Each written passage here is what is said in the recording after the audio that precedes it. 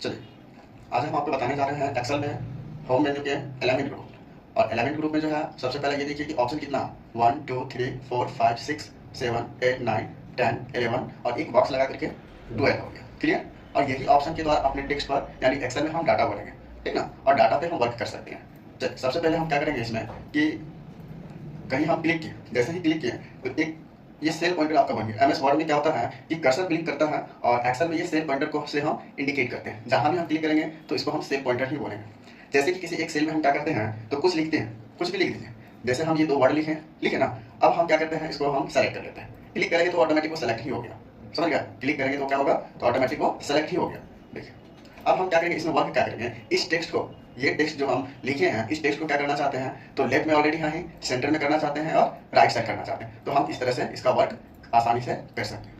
Clear. अब ये देखना कि टॉप मिडिल बॉटम में कैसे करना है। तो सबसे पहले आप एरिया सेलेक्ट कर लीजिए और देन क्या करना है तो मर्ज एंड सेंटर, इसके डाउन एरो पर क्लिक करेंगे। फिर आपके सामने ये 4 ऑप्शन आएंगे। कितना ऑप्शन आएगा 4 ऑप्शन आएगा। 4 ऑप्शन में हम क्या करेंगे तो मर्ज एंड सेंटर पे क्लिक करेंगे। जैसे ही मर्ज एंड सेंटर पे क्लिक करेंगे तो ये देखिए 2 या 2 से अधिक सेल को काट करके एक सेल आपका बना दिया। ये आपका एक सेल बन गया। जैसे हम ये छोटा छोटा पार्ट जो सेल बटा हुआ है ये एक सेल हुआ ना, तो ठीक उसी तरीके से हम एक सेल बनाना चाहते हैं, बड़ा वाला सेल बनाना चाहते हैं। तो उसके लिए हमको क्या करना पड़ेगा तो मर्ज करना पड़ेगा। राइट। इसमें हम कोई वर्ड लिखते, जैसे हम लिखे हैं यहाँ पर RLC, सॉरी दूसरा नाम लिख दें, कोई दिक्कत नहीं है।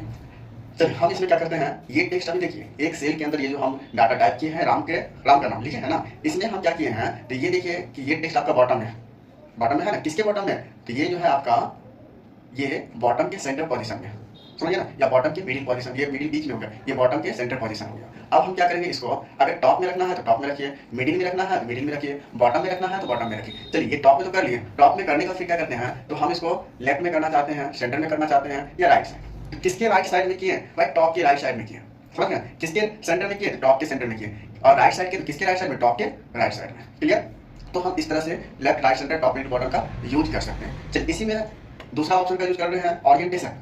एमएस वर्ड में ओरिएंटेशन क्या होता है कि पेज को पोर्ट्रेट एंड लैंडस्केप कर सकते हैं, लेकिन एक्सेल में इसका नाम वही है लेकिन ऑप्शन चेंज हो गया। इसमें ऑप्शन क्या चेंज हो गया तो ये हो गया ओरिएंटेशन। इसके द्वारा हम क्या कर सकते हैं कि अपने टेक्स्ट को अपने ही एंगल पर रोटेट कर सकते हैं। क्या कर सकते हैं रोटेट कर सकते हैं। रोटेट मतलब चारों तरफ घुमा सकते हैं, जस्ट लाइक राम झूला की तरह जो होता है। या कहीं कैलेंडर देखे होंगे तो आपका टेक्स्ट देखिए अपने एंगल पर ये घुमा हुआ मिलेगा।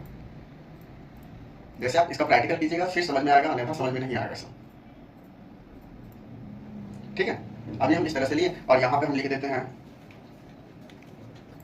1 by 1 सेल में लिखिए। फिर आप इसको सेलेक्ट कर लीजिएगा और ओरिएंटेशन के डाउन एरो पर क्लिक करके 1 by 1 ऑप्शन का यूज कीजिएगा और यह टेक्स्ट आपका रोटेट किया हुआ मिल जाएगा।